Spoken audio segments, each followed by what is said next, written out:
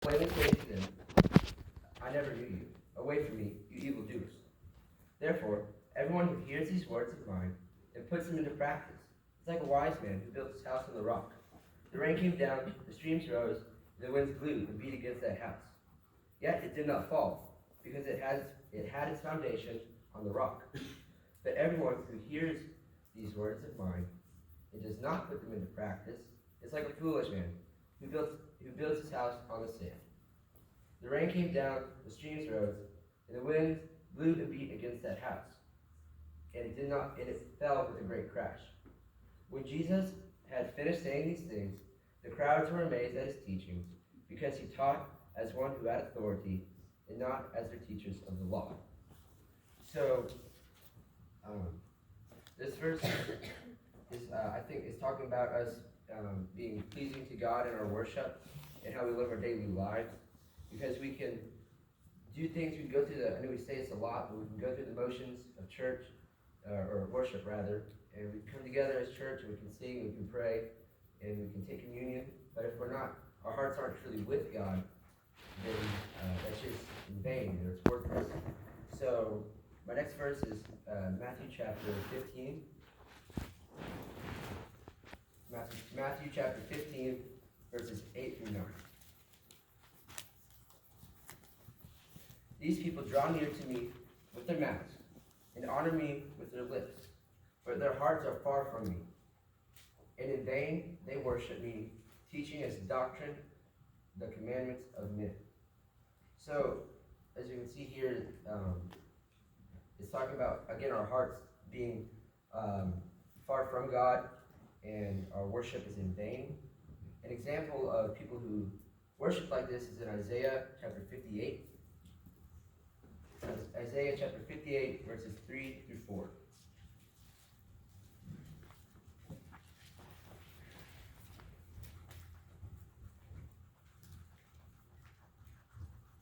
Why have we fasted, they say, and you have not seen? Why have we afflicted our souls, and you take no notice? In fact, in the day of your fast, you find pleasure and exploit all your labors.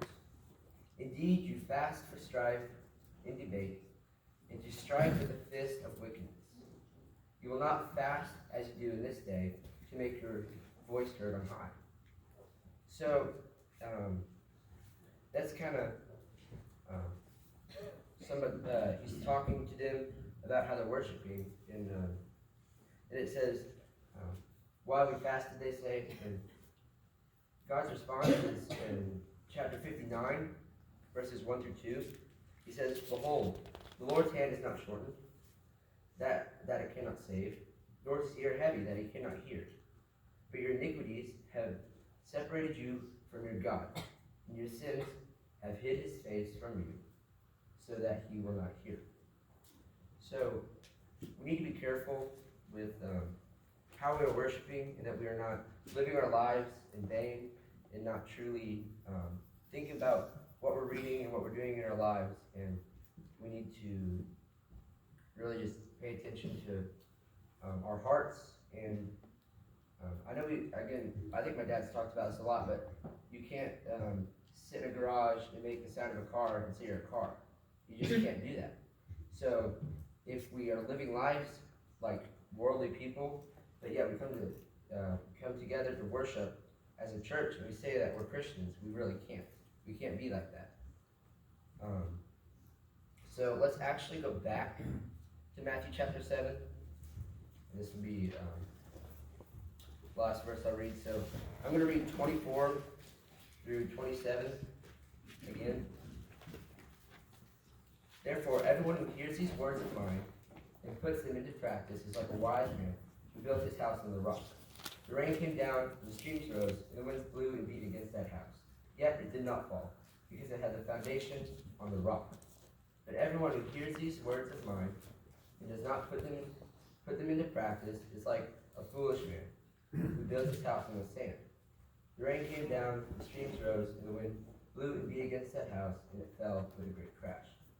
So, if you have heard these words of, if you've grown up in the church and you've sat and listened to sermons and you've turned to God and you have fallen away, you are not putting these words into practice, or you've never come to know God and you need to be baptized, you can come forward as we stand and sing.